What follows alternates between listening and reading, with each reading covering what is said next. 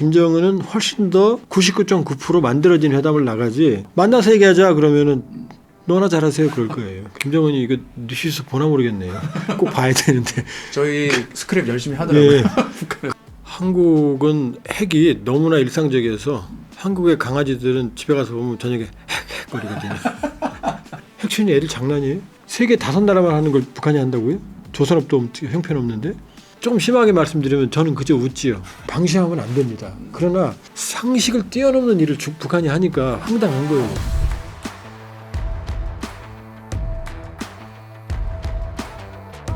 북한의 핵보유 이 부분은 사실상 기정사실화되고 있는 상황인데 지난번 하노이 때보다는 더 어려운 이 비핵 함수를 풀어야 되는 과제에 있는 겁니다.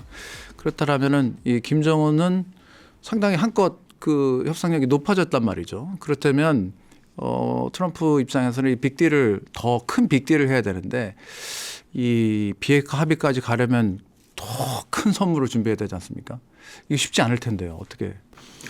비핵화 시나리오는 예상되는 3가지입니다. 네. 하나는 빅딜, CVID, 검증 가능하고 그러니까 완전하고 네. 검증 가능하고 불가역적인 비핵화. 이거 완전한 비핵화예요. 이게 빅딜입니다. 우리가 원하는 거죠. 그걸 가야 돼요. 근데 김정은이 그거 하겠습니까? 목숨 바쳐서 해놨고 헌법에도 박아놨고 핵무력법까지 만들었고 러시아하고 핵 동맹까지 사실상 맺었는데 거기다 우크라이나 비핵화하고 코피 터지는 거 봤는데 이상적이지만 북한이 안 받을 거예요. 그럼 남는 건 스몰딜입니다. 그건 뭐냐면 북한이 핵을 인정해 주는 거예요. 알았어. 그만해. 여기서 동결해. 이거 프리징 동결입니다. 왜? 더 하게 되면 미국을 공격하니까. 그다음에 근데 너 좀 줄여야 될 거 아니야? 영변 핵단지라도 없애. 감축. 그러니까 핵 군축 혹은 핵 군비 통제. 요겁니다. 요건 스몰딜이에요. 그럼 이게 현실적인 방안이지만 우리 입장은요. 저것들 핵무기 가지고 있는데 언제든 우리 공격할 수 있는데 미국은 안전하고 우리만 힘들어져? 그다음에 국제사회에서는요. 나쁜 짓 하고 버티니까 핵무기 가지네? 나도 해야지. 핵질서가 깨져요. 이 스몰딜은 미국이 받는데도 부담스럽고 우리는 절대로 반대해야 되는 거고. 이 문제. 노딜은 뭐냐? 그러니까 아무것도 안 되는 겁니다. 그냥 시간만 가는 겁니다. 시간만. 아예 그냥 노딜은 판이 깨지는 거죠. 깨지는 거죠. 이 3가지 시나리오거든요. 이 시나리오 앞에 지금 우리가 서 있거든요. 거기다가 하노이 때에 비해서 북한은 어마어마하게 핵 프로그램을 늘려놨고 그러면 일단 트럼프 정권은 북한의 핵 능력을 여기서 막아야 됩니다. 왜냐하면 아직 미국 공격 능력은 없거든요. 근데 시간을 주면 가져요. 여기서 막는 게 중요하죠. 그럼 김정은은 시간이 있느냐? 김정은도 시간이 없어요. 북한 경제 최악입니다. 지난해 상반기 1달러당 북한 원 8,000원대 중반이었거든요. 지금 2만 원이 넘어요. 물가가 엄청나게. 우리를 치면 1달러에 4,000원, 5,000원 하는 거예요. 지역에 따라는 3만 원도 갔어요. 우리가 1달러에 4,000원 하면 어떻게 되죠? 경제 망한 거예요. IMF 때도 2,000원 안 넘었어요. 그다음에 김정은은 핵무기를 뭐 빈자의 무기라고 생각하고 가성비가 좋으니까 만들었지만 그건 핵무기의 저주라고 그래요. 핵무기는 유지 보수 운영에 천문학적인 돈이 들어가요. 핵탄두만 갖고 있으면 안 되거든요. 운반하는 미사일부터 시작해서 합치면 미국이 매년 대략적으로 400억 달러쯤 써요. 핵무기 관련 유지 보수에만. 빈자의 무기가 아니죠. 미국이 한 5천 개 정도 핵탄두 갖고 있거든요. 그렇게 뭐 시진핑이 대들지만 중국이 가지고 있는 건 500개 정도밖에 안 돼요. 천문학적인 돈이 들어가야 되거든요. 제일 재밌는 예가 재밌는라기보다는 파키스탄 핵무기 가지고 있거든요. 전술핵 수준이에요. 그런데 홍수 하나에 나라가 절단나잖아요. 인프라 같은 데 돈을 못 쓰는 거예요. 국방비도 핵무기로 다 들어가니까 불균형적이거든요. 그럼 북한은 어떻게 했어요? 이 핵무기 쪽에 돈이 무한정 들어가는 거예요. 결과는 뭐죠? 인민군 30% 영양실조. 군대 가면 배우는 거, 농사 짓는 거, 축산, 그다음에 낙농업. 실제로 그렇습니다. 인민군의 대부분은 농사져요. 그런데도 영양결핍이에요. 그러니까 북한도 지금 딜레마에 빠진 거죠. 핵무기를 가지고 협상을 하노이 때 해서 성공했어야 되는데 경제는 계속 가중되거든요. 러시아하고 밀착을 해봤지만 도움이 됐다면 왜 달러가 올라가겠습니까? 러시아가 밀착하니까 중국이 삐져서 북중 관계 나빠져.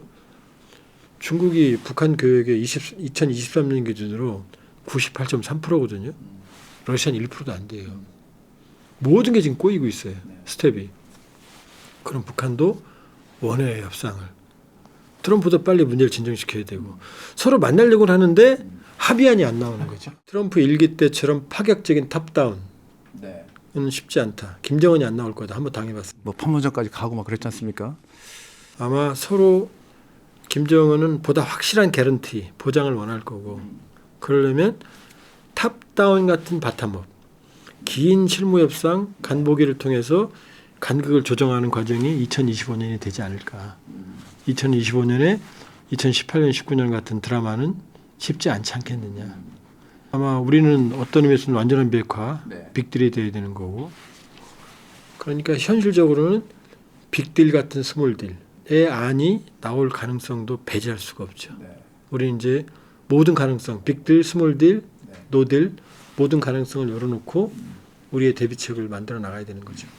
합의할 수 있는 안을 만들어내서 협상 테이블에 둘이 앉을 수 있는 그 여건이 형성이 돼야 된다. 이게 더 중요한 거죠. 그렇죠. 특히 김정은이 조심할 거예요. 일단 하노이에서 60시간 기차 타고 갔다가 그거 기대하고 간 거거든요. 그렇죠. 깨졌잖아요. 그다음 이번에 젤렌스키 불러다 놓고 공개적으로 더 깨지잖아요. 사실은 하노이의 공개 버전이에요 이게. 그러니까 김정은은 훨씬 더 확정적인 99.9% 만들어진 회담을 나가지. 더욱더 돌다리를 두드리겠죠. 그렇죠. 만나서 얘기하자 그러면은 너나 잘하세요 그럴 거예요. 그러니까 이번은 1차 때보다 트럼프 1기 때보다는 시간이 좀 걸릴 수도 있다. 그리고 또 얽힌 문제도 많고. 박사님께서 제가 또 좀 눈길을 끄는 말씀하셨는데 이 평양에 그 미국 대사관을 설립하는 거 이게 북미 수교까지 가는 이게 가능하다라고 말씀하셨는데 트럼프 임기 이제 4년 남았는데 가능할까요? 김정은과 김정일, 김일성 모든 꿈이 평양의 미국 대사관, 북미 수교입니다.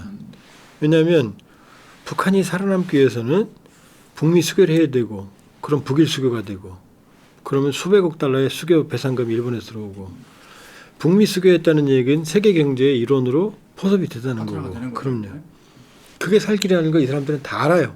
김일성도 알았고 김정일도 알았고 김정은도 알고 있어요.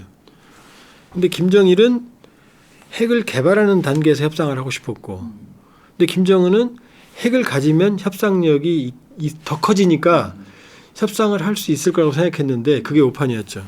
이 소부화처럼 여기다가 병에다가 이 손을 황새가 물고기를 이 안에 있는 걸 물으면 못 빠져나오잖아요. 그렇죠. 사탕을 잡고 있으면 못 빠져나오잖아요. 놔야 빠져나오지. 이 딜레마에 빠진 거죠. 그러나 북중 간의 지나친 의존은 김정은 정권에게는 김일성 정권에게는 김정일이 항상 부담이었고 항상 거리가 있고 북러 관계는 주고받을 게 없고 오죽하면 2021년 북러 코로나 시기에 교육 관계가 4만 불밖에 안 돼요. 안 돼요. 북미 관계가 해결이 돼야 된다라는 걸 절실히 알고 있어요. 이게 미래라는 걸. 신냉전외교 북러 북중 관계 잠정적인 거고 김정은이 원하는 신냉전은 오지도 않아요. 그건 존재하지도 않습니다. 그러니까 김정은은 김정일도 그랬고 김일성도 그랬고 북미 수교를 원했어요. 거기에서 지금 핵이 걸림돌로 김정은은 이게 동력이라고 생각하고 있는데 이게 걸림돌이 되고 있는 거고 그러니까 북핵 문제에서만 돌파구가 생기면 가능하다. 그러면 남북관계 우리 보고 전쟁한다는데 그땐 얘기가 달라지죠. 북미 관계가 해결되면은 우리는 이제 같은 민족이 아니고 다른 민족, 다른 나라로서 정상적인 경제 관계를 형성하려고 하겠죠. 왜냐? 트럼프는 돈을 안 내니까. 돈은 어차피 우리하고 일본이 내게 돼 있어요. 그럼 그걸 받아가려고 하겠죠. 그때는 김정은도 입장을 바꿀 거예요. 그러나 트럼프 임기 내에 과연 어느 수준까지 비핵화 합의가 되느냐. 그게 관건이다. 그러나 거기서 물꼬만 터지면 제가 보기에 북미 수교도 가능하죠. 김정은 입장에서도 일단 그렇게까지 미국의 최고위 결정권자하고 만난 적이 없지 않습니까? 그래서 이 4년의 기회를 어떻게든 활용하려고 할 거예요.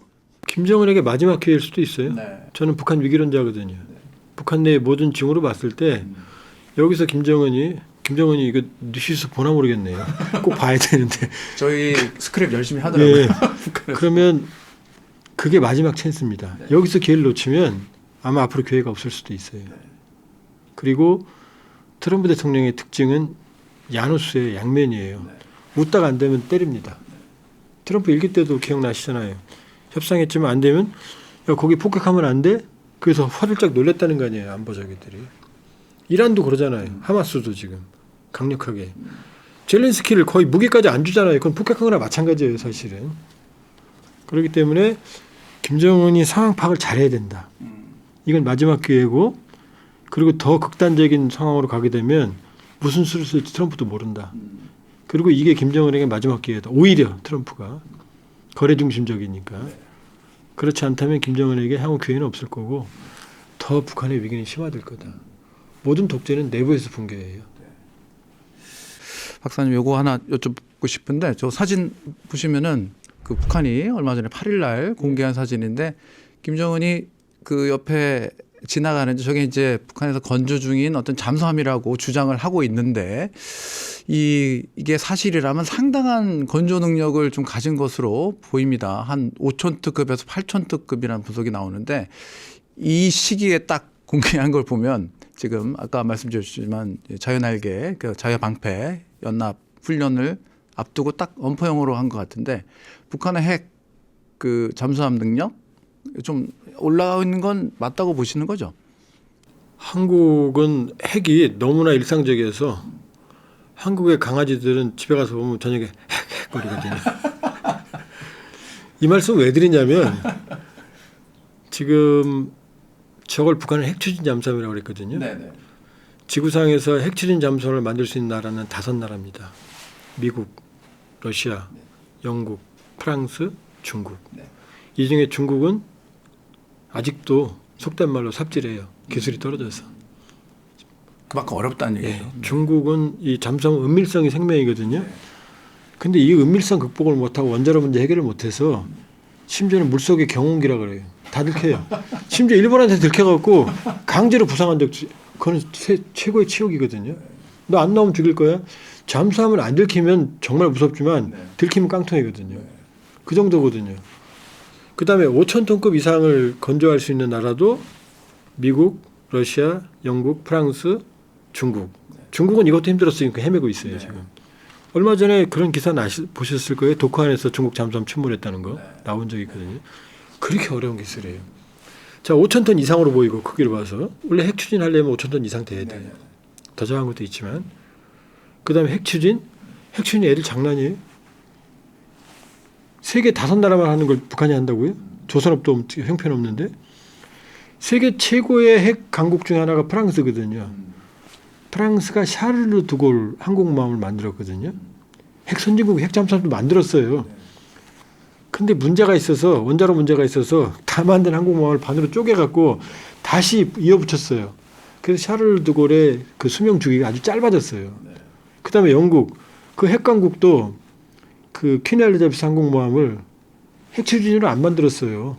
그렇게 어려운 게 핵 추진이에요. 근데 북한이 만든다고요? 조금 심하게 말씀드리면 저는 그저 웃지요. 그러니까 이 방심하면 안 됩니다. 그러나 상식을 뛰어넘는 일을 북한이 하니까 황당한 거예요. 저게 진짜로 핵 잠수함이라면 저렇게 공개하지도 않겠죠? 짓는 개는 못 문다 그러죠. 자, 하나 더 말씀드릴게요. 호주가 어쨌든 선진국이잖아요. 뭐 제조업에 문제가 좀 있다고 하더라도 중국 견제를 위해서 핵추진 잠수함은 장기간 잠항이 가능하니까 전략미개예요. 영국과 미국이 오커스 동맹을 결성해서 호주에게 두 핵 선진국이 전폭적인 핵추진 잠수함 기술 이전해주기로 도장을 찍었어요. 그런 호주가 북한보다 정말로 너무나 잘 사는 선진국인 호주가 미국과 영국의 완벽한 기술 지원을 도장까지 받고 동맹까지 맞고 첫 자국 핵추진 잠수함 진수 시기가 2030년대 중반입니다. 근데 저렇게 뚝뚝뚝 만들어 갖고 지금 저 핵추진 잠수함 만든다고요? 그럼 저도 내일부터 만들게요. 그러면.